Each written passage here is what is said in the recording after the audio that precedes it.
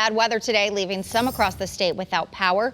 Utility crews from Eversource, though, and other companies all working hard to turn the lights back on as we speak. And joining me live now with more details, Eversource spokesperson Mitch Gross. Mitch, thanks so much for taking some time to be with us. Good afternoon, Erin. Thanks for having me. So what's the situation like so far out there?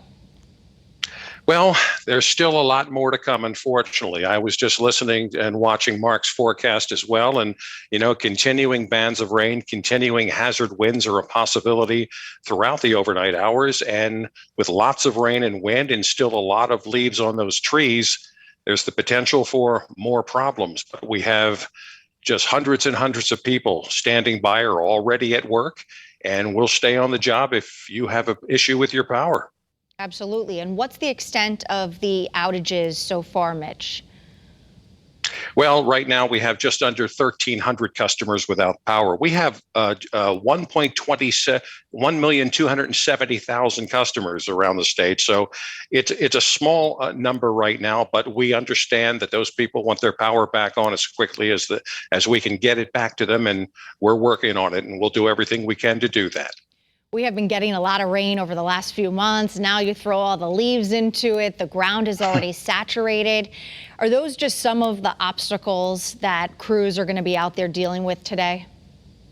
That's a very good point, Erin. Lots of rain, lots of saturated ground, weak root structures in the trees. The trees coming down, blocking some roads. But we have teams that their job is to unblock those roads so emergency personnel can get into those neighborhoods, and of course our crews can get into those neighborhoods as well to restore the power. A lot of storms still to go before we see some sunshine sometime tomorrow, hopefully.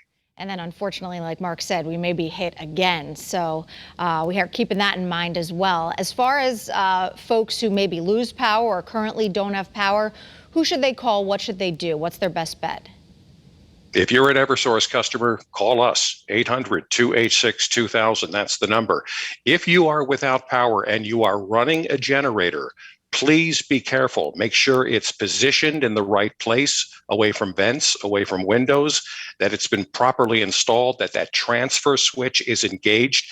We had an incident earlier today here in Connecticut where we had some backfeed from somebody's generator going back into the lines in a neighborhood. But thankfully, the crews out there, they know what they're doing.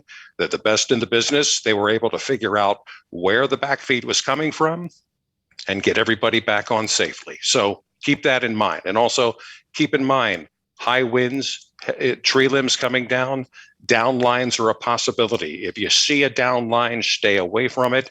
Simply call 911. Let emergency responders and let your utility company take care of those down lines. Some very, very good advice, a lot of good information. Mitch Gross with Eversource. Thank you so much. We appreciate it. Thank you.